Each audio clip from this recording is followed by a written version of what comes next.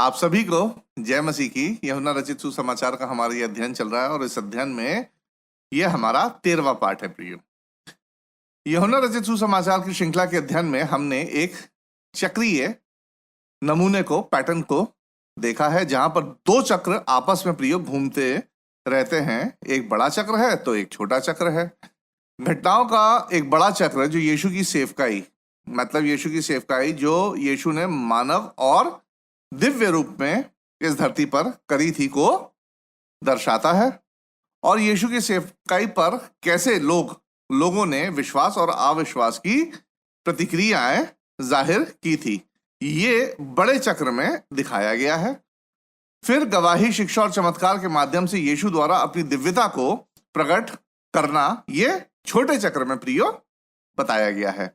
हमने यीशु द्वारा व्यक्तिगत प्रचार में उपयोग किए गए पिछले पार्ट में 7 चरणों का भी अध्ययन किया है। आइए हम अपने अध्ययन को आगे बढ़ाते हुए यूहन्ना के सुसमाचार के इन विशेषताओं के लिए अपनी आंखों को प्रियो खुला रखें। अपने पिछले पार्ट में जहां हमने 5वें अध्याय का अध्ययन किया था, हमने देखा कि यीशु ने चंगाई का चमत्कार वहां किया था, जिस पर हमने यहूदियों के अविश्वास की प्रतिक्रिया को देखा था, जो यीशु के पीछे पढ़कर उसकी सेवकाई को नष्ट करने पर आमादा थे। यीशु उन्हें कुछ चेतावनियां भी देता है, जिससे कोई भी जन अपनी आत्मा को प्रियो खो सकता है। उदाहरण के तौर पर जैसे परमेश्वर का अनादर करना, अंतिम न्याय के लिए तैयार न रहना, ढिठाई करना, अज्ञानता में रहना, घमंड करना और अविश्वास में बने रहना। प्रियो, ये अब तक के अध्ययन का एक अवलोकन था, प्रीव्यू था। अब 6वें अध्याय में यीशु एक बार फिर दोबारा गलील को लौटते हैं और वहां 2 महान चमत्कार करते हैं। हालांकि इस बार यीशु अविश्वासियों को चेतावनी देने के बजाय उन लोगों से 2 प्रतिज्ञाएं करते हैं जो उन पर विश्वास करते हैं। आइए हम वचन में जाते हैं और 6वें अध्याय की 13 आयतों को यहां हम पढ़ लेते हैं, जहां इस प्रकार लिखा है। इन बातों के बाद यीशु गलील की झील अर्थात तिबिरियस की झील के पार गया और एक बड़ी भीड़ उसके पीछे हो ली, क्योंकि जो आश्चर्य कर्म वह बीमारों पर दिखाता था वे उनको देखते थे। तब यीशु पहाड़ पर चढ़कर अपने चेलों के साथ वहां बैठ गया। यहूदियों के फसह का पर्व निकट था। जब यीशु ने अपनी आंखें उठाकर एक बड़ी भीड़ को अपने पास आते देखा तो फिलिप्पुस से कहा, हम इनके भोजन के लिए कहाँ से रोटी मोल लाएं? उसने ये बात उसे परखने के लिए कही, क्योंकि वह आप जानता था कि वह क्या करेगा। फिलिप्पुस ने उसको उत्तर दिया, 200 दिनार की रोटी भी उनके लिए पूरी ना होगी कि उनमें से हर एक को थोड़ी थोड़ी मिल जाए। उसके चेलों में से शमौन पतरस के भाई अंद्रयास ने उससे कहा, यहाँ एक लड़का है जिसके पास जौ की 5 रोटियां और 2 मछलियां हैं, परंतु इतने लोगों के लिए वे क्या है? यीशु ने कहा, लोगों को बैठा दो। उस जगह बहुत घास थी। तब लोग, जिनमें पुरुष की संख्या लगभग 5000 की थी, बैठ गए। तब यीशु ने रोटी ली और धन्यवाद करके बैठने वालों को बांट दी, और वैसे ही मछलियों में से जितनी वे चाहते थे बांट दिया।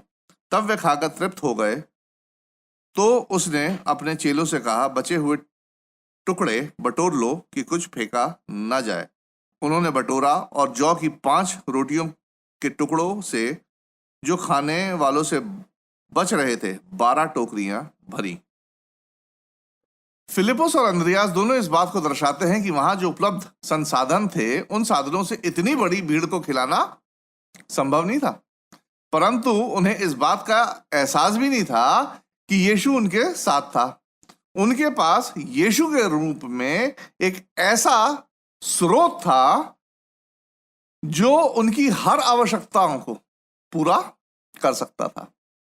वहां उन लोग को यह एहसास नहीं हुआ था अभी तक।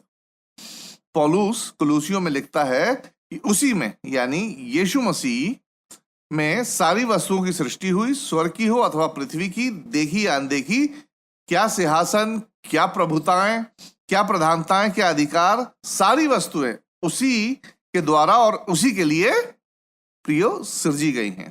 कुलूसियों 1:16। यहां चमत्कार यह था कि यीशु 5 रोटी और 2 मछली से कितने 5,000 से अधिक लोगों को खाना खिलाते हैं और 12 टोकरियां बच भी जाती हैं। इस चमत्कार से हमें एक जरूरी शिक्षा को प्रिय ग्रहण कर लेना चाहिए, और वो ये है कि यीशु में हमारी हर आवश्यकता का स्रोत है। जो यीशु हमारी हर आवश्यकता को पूरा करने में सक्षम है, जो हमेशा पर्याप्त से अधिक होता है। यीशु बहुत थोड़ी चीजों को बहुत ज्यादा कर देता है। हम 14वीं और 15वीं आयत को भी पढ़ेंगे, जहां इस प्रकार लिखा है, तब जो आश्चर्य कर्म उसने कर दिखाया उसे वे लोग देख कर कहने लगे, वह भविष्यवक्ता जो जगत में आने वाला था निश्चय यही है। यीशु ये जानकर कि वह मुझे राजा बनाने के लिए पकड़ना चाहते हैं, फिर पहाड़ पर अकेला चला गया। प्रियो, यहाँ भीड़ की प्रतिक्रिया पर ध्यान दें कि वे मतलब यीशु को उस रूप में देख रहे थे जो वह नहीं था, और भीड़ यीशु को वो बनाना चाहती थी जो यीशु बनना नहीं चाहता था। भीड़ उसे राजा बनाना चाहती थी। भीड़ का मसीहा के बारे में जो दृष्टिकोण था वह यह था कि यीशु के पास महान शक्तियां होंगी। यीशु उन्हें उनके सांसारिक शत्रुओं से बचाएगा और उन्हें एक बार फिर से एक महान राष्ट्र बना देगा।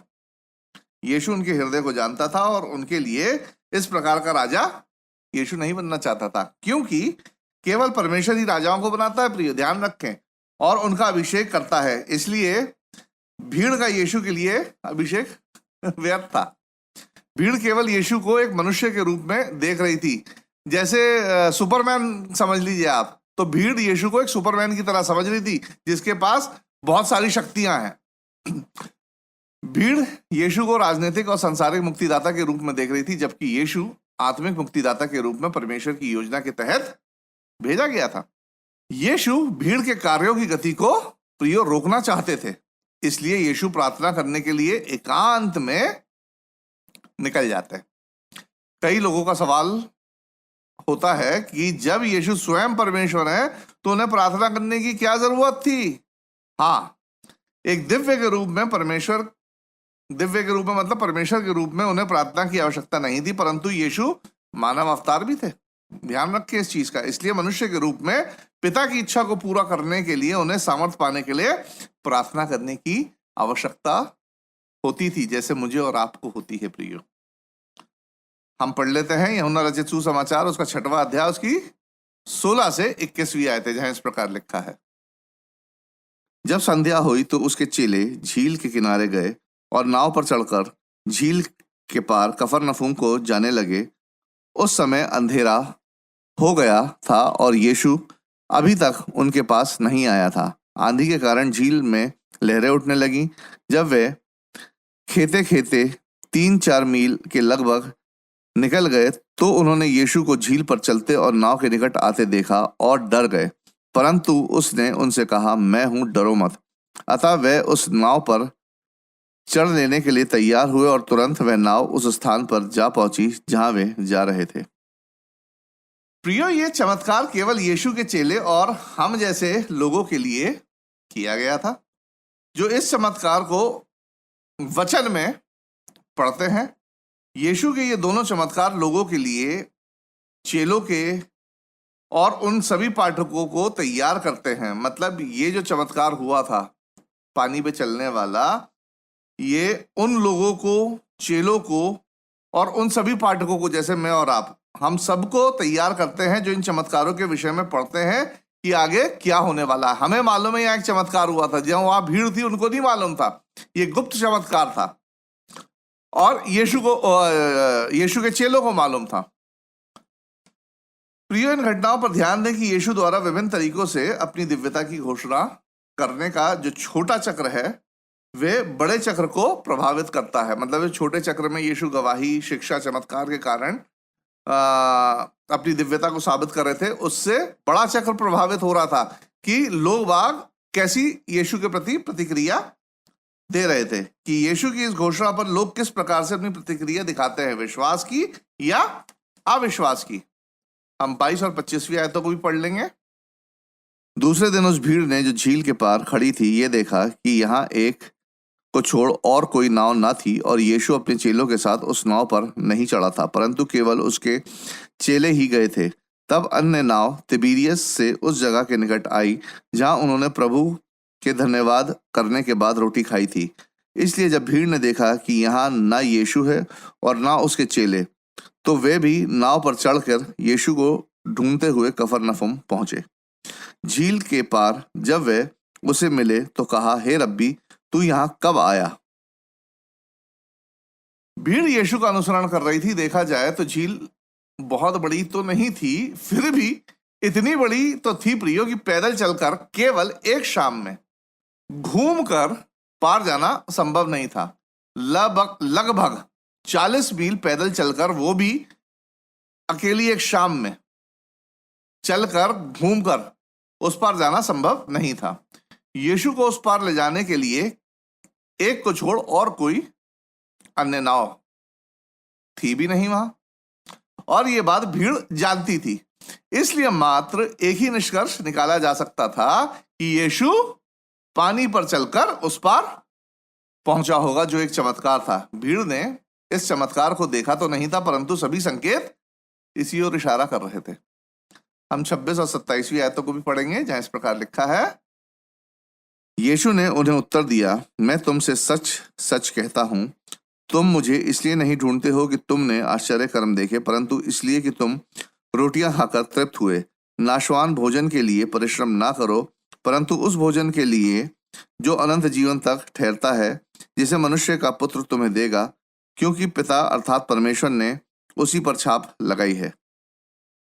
यहां यीशु लोगों से पिछले दिनों के चमत्कार की चर्चा करते हैं। जैसे यीशु लोगों के असली उद्देश्यों का खुलासा करते हैं। उनका असली उद्देश्य क्या था? लोगों का शारीरिक संतुष्टि, मुफ्त भोजन, मुफ्त खाना। यीशु लोगों को बताते हैं कि असल में उनका उद्देश्य क्या होना चाहिए। लोगों का उद्देश्य क्या होना चाहिए था? आत्मिक संतुष्टि का। परमेश्वर केवल मसीह के माध्यम से आत्मिक पोषण प्रदान करता है, और इसका प्रमाण वह चमत्कार है जिसने उनके पेट भरे थे। रोटियों और मछलियों के चमत्कार से यीशु ने यह साबित किया था कि वह आत्मिक पोषण भी प्रदान कर सकते हैं, जिसे केवल परमेश्वर ही दे सकता है। हम 28वीं आयत को पढ़ेंगे, जहां इस प्रकार लिखा है, प्रियो, उन्होंने उससे कहा, परमेश्वर के कार्य करने के लिए हम क्या करें? यहां लोगों ने यह सोचकर यीशु की बात को गलत समझा कि यीशु उन्हें कोई गुप्त सूत्र, कोई सीक्रेट फॉर्मूला दे सकता है ताकि वे संसारिक रोटी आदि को आसानी से बना सके। इस तरह वे आत्मिक भोजन और आत्मिक संकेतों को लेकर कंफ्यूज थे, भ्रमित थे। लोग समझ नहीं पा रहे थे कि यीशु उन्हें क्या दे रहा है। खाली पेट भरने के लिए भोजन के साथ साथ उनकी आत्मा को भरने का अवसर यीशु मसीह उन्हें दे रहा था। हम 29वीं आयत को पढ़ेंगे। यीशु ने उन्हें उत्तर दिया, परमेश्वर का कार्य यह है कि तुम उस पर जिसे उसने भेजा है विश्वास करो।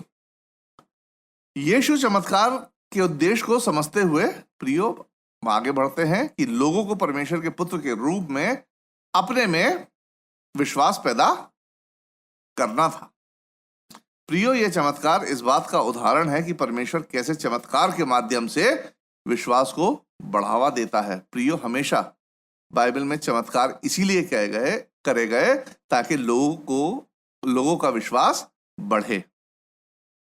परंतु हमें केवल प्रमाण देता है। कौन? परमेश्वर हमें ये प्रमाण देता है चमत्कार का, ताकि हम लोग का विश्वास बढ़े, ताकि हम विश्वास और अविश्वास के विकल्प को चुन सकें। यहां अब ये हमारे ऊपर होता है कि चमत्कार को देखकर हमारे पास फ्री चॉइस है कि हम चमत्कार को देखकर विश्वास करें अथवा ना करें। यहां इन लोगों के पास भी विकल्प था, भीड़ के पास, कि इतना उन्होंने चमत्कार देखा और विकल्प क्या था? कि यीशु पर विश्वास करें अथवा ना करें। यदि हम विश्वास करने के विकल्प को चुनते हैं तो हम अपने अंदर परमेश्वर के कार्य और उसके प्रभाव को क्या करते हैं? प्रदर्शित करते हैं। हमारा विश्वास कोई चमत्कार पर निर्धारित नहीं होता है, परंतु हमारा विश्वास हमारे अंदर काम कर रही परमेश्वर की सामर्थ्य को दर्शाता है।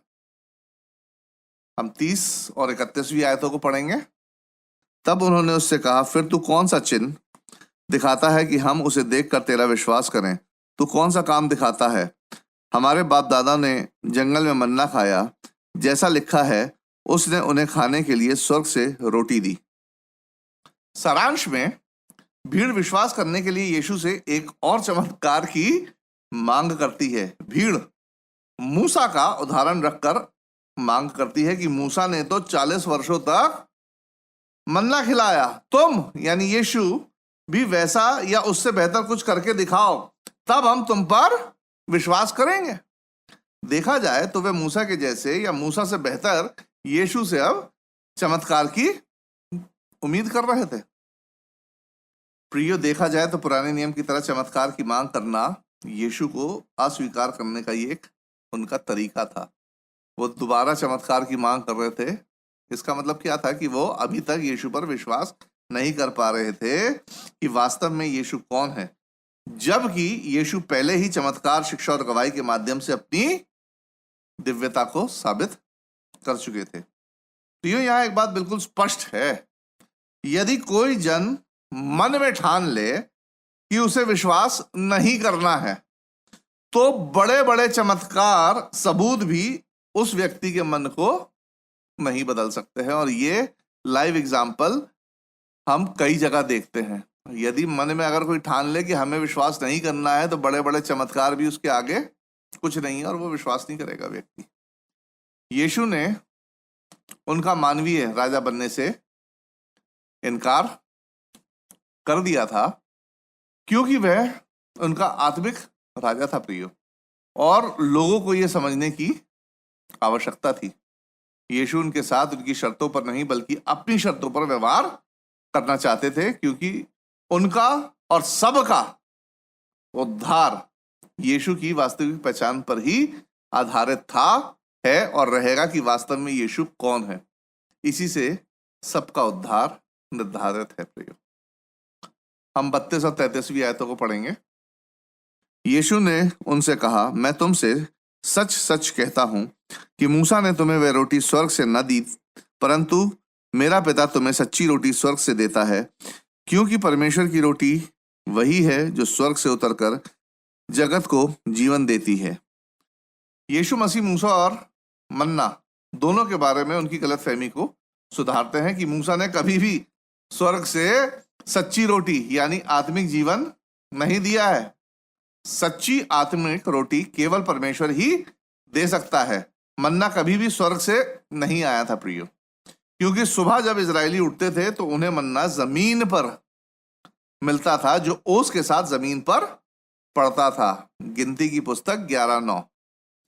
मन्ना के 3 उद्देश्य थे: शारीरिक भूख को संतुष्ट करना, परमेश्वर की सामर्थ की गवाही देना, एक प्रकार से सच्ची रोटी का पूर्व आलोकन करना, प्रीव्यू करना, जो स्वर्ग से आएगी और आत्मिक जीवन देगी। यीशु ने ऐसी अवधारणाएं सिखाकर अपनी दिव्य स्वभाव की प्रियो गवाही देना जारी रखते हैं, जिन्हें केवल परमेश्वर ही बता सकता था। स्वर्ग की बातें कौन बता सकता है प्रियो? जो स्वर्ग से आया हो। और स्वर्ग से कौन आ सकता है? परमेश्वर ही आ सकता है। यीशु मसीह दिव्य हैं, परमेश्वर के पुत्र हैं, और वो स्वर्ग से आए थे, वो ही केवल स्वर्ग की बातें बता सकते थे। आइए हम 34वीं आयत को पढ़ लें, जहां इस प्रकार लिखा है, तब उन्होंने उससे कहा, हे प्रभु, ये रोटी हमें सर्वदा दिया कर।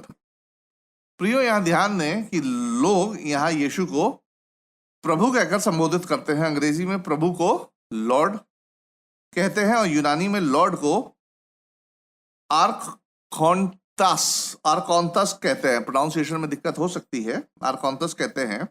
कई जगह शब्द को लॉर्ड ना कहकर सर यानी श्रीमान कहकर भी संबोधित किया जाता है। तो यहां लोग यीशु को प्रभु यानी उद्धारकर्ता के रूप में नहीं, परंतु श्रीमान के रूप में संबोधित कर रहे थे। लोग जानते थे कि यीशु जो उन्हें देना चाह रहा है वह सचमुच योग्य चीज है, फिर भी वे नहीं समझ पा रहे थे कि वास्तविकता एक्चुअली है तो है क्या। पहले लोग चमत्कारिक ढंग से रोटी बनाने की सामर्थ चाहते थे। अब वे सोच रहे थे कि सच्ची रोटी एक प्रकार की मन्ना जैसी होगी, कि जो कोई उसे खाएगा, मन्ना को खाएगा, वह कभी भूखा नहीं होगा। वे समझ रहे थे कि शारीरिक भूख को हमेशा के लिए संतुष्ट करने का ये एक बेहतर तरीका हो सकता है। हम 35वीं आयत को पढ़ेंगे। यीशु ने उनसे कहा, जीवन की रोटी मैं हूं, जो मेरे पास आता है वह कभी भूखा ना होगा, और जो मुझ पर विश्वास करता है वह कभी प्यासा ना होगा। यहाँ यीशु अब लोगों से दृष्टांत जैसी बातों में बातें करना अब बंद करते हैं और स्वयं को स्वर्गीय चीजों से जोड़कर स्पष्ट रूप से अपने दिव्य स्वभाव यानी डिवाइन नेचर की डायरेक्ट घोषणा करते हैं। प्रियो, इस पूरे अध्याय में यीशु ने इसी दिव्य स्वभाव वाले विचार को कई विभिन्न विचारों से कई विभिन्न तरीकों से घोषित किया है। जैसे वह मसीहा है जो जगत में आने वाला था, 14वीं आयत। मनुष्य का पुत्र है, 27वीं आयत। वह वही है जिस पर परमेश्वर ने छाप लगाई, 27वीं आयत। वह परमेश्वर द्वारा भेजा गया है, 29वीं आयत। वह परमेश्वर का पुत्र है, 32वीं आयत। वही जगत को जीवन देता है, 33वीं आयत। वह जीवन की रोटी है, 35वीं आयत। ये सारी चीजें पहले चमत्कार के द्वारा घोषित हुई, फिर शिक्षाओं के द्वारा भी ये सारी चीजें यीशु मसीह ने घोषित की। अब यीशु स्पष्ट रूप से स्वयं अपनी दिव्यता की घोषणा करते हैं, ये दिखाने के लिए कि एक्चुअली वास्तव में यीशु कौन है। हम 36वीं आयत को पढ़ेंगे। परंतु मैंने तुमसे कहा था कि तुमने मुझे देख भी लिया है तो भी विश्वास नहीं करते। यीशु स्पष्ट रूप से भीड़ के लिए कहते हैं कि इतना सब देखने के बाद भी उनकी प्रतिक्रिया सरल है। कैसी? अविश्वास की। प्रिय, यीशु ने उन लोगों को दंड की व्याख्या की जो विश्वास नहीं करते हैं प्रियो, और ये गलीली लोग भी यीशु के प्रति अविश्वास की प्रतिक्रिया जाहिर कर रहे थे। अब यीशु उन लोगों से दो प्रतिज्ञाएं करते हैं जो उस पर विश्वास तब से लेकर आज तक करते चले आ रहे हैं और भविष्य में भी करते रहेंगे। यानी हमारे लिए भी ये चीज यहां लिखी गई है, दर्ज की गई है। हम 37वीं आयत को पढ़ेंगे। जो कुछ पिता मुझे देता है वह सब मेरे पास आएगा, और जो कोई मेरे पास आएगा उसे मैं कभी ना निकालूंगा। वे सभी लोग जो क्रूस के माध्यम से यीशु के पास आएंगे, उन्हें राष्ट्रीयता, बुद्धिमत्ता, सामाजिक स्थिति अथवा पापों की परवाह किए बिना स्वीकार किया जाएगा। इससे कोई फर्क नहीं पड़ता कि आप कहाँ के हैं, कैसे हैं, कौन हैं। किसी भी जन को प्रियो डरने की कोई भी आवश्यकता नहीं है, कोई भी जरूरत नहीं है, क्योंकि परमेश्वर हर एक को मसीह के माध्यम से स्वीकार करेगा। हर किसी को, चाहे वो कोई भी जात पात किसी का भी हो, कैसा भी मनुष्य हो, परमेश्वर हर किसी को यीशु मसीह के माध्यम से क्या करेगा? स्वीकार करेगा। हम 38 से 40वीं आयतों को पढ़ेंगे। क्योंकि मैं अपनी इच्छा नहीं वरन अपने भेजने वाले की इच्छा पूरी करने के लिए स्वर्ग से उतरा हूं, और मेरे भेजने वाले की इच्छा ये है कि जो कुछ उसने मुझे दिया है उसमें से मैं कुछ ना खोऊं, परंतु उसे अंतिम दिन फिर जिला उठाऊं। क्योंकि मेरे पिता की इच्छा ये है कि जो कोई पुत्र को देखे और उस पर विश्वास करे वह अनंत जीवन पाए, और मैं उसे अंतिम दिन फिर जिला उठाऊंगा। परमेश्वर की इच्छा यह है कि यीशु पर विश्वास करने वाला कोई भी व्यक्ति प्रियो क्या बचाया जाए। जो लोग मसीह पर भरोसा करते हैं उन्हें विश्वास रहता है कि यीशु उनकी कमजोरियों के बावजूद भी उन्हें बचाएगा। प्रियो ध्यान दें, यहां पहले अनंत जीवन आता है, फिर पुनरुत्थान आता है। थोड़ी बड़ी अजीब सी बात नहीं लगती है, परंतु ये सत्य है। मरने और पुनर्जीवित होने से पहले ही आप यीशु पर विश्वास के माध्यम से अनंत जीवन को प्राप्त कर लेते हैं। पहले से ही प्राप्त कर लेते हैं। बस आप महिमा पाने के लिए क्या होंगे? पुनर्जीवित होंगे। इस चीज की पुष्टि के लिए आप पुनर्जीवित होंगे महिमा पाने के लिए। आइए हम इस पाठ के सारांश को देख लें। इस पाठ में हमने देखा कि यीशु ने 2 महान चमत्कार किए थे। यीशु घोषणा करता है कि वह उद्धारकर्ता, परमेश्वर का पुत्र और अनंत जीवन का दाता है। भीड़ जो यीशु को सुनती थी, जिसने यीशु के चमत्कारों को देखा था, उसकी घोषणाओं को सुना था, उसके बावजूद भी यीशु पर विश्वास नहीं करती है। भीड़ केवल यीशु में सांसारिक आशीषों को खोज रही थी। जैसे आज समृद्धि प्रचार करने वाले प्रचारक लोगों को केवल सांसारिक आशाओं की ओर उलझाए रहते हैं। विश्वास करने वालों से यीशु दो वादे करते हैं। जो कोई यीशु के पास आएगा उसे स्वीकार किया जाएगा। वे सभी जो उस पर यानी यीशु पर विश्वास करते हैं वे निश्चित हो सकते हैं कि उनके पास अभी से ही अनंत जीवन की शुरुआत है। उनका पुनरुत्थान केवल इस बात की पुष्टि करेगा। प्रियो, कभी कभी अपने विश्वास की कमी को लेकर आप परेशान ना हो।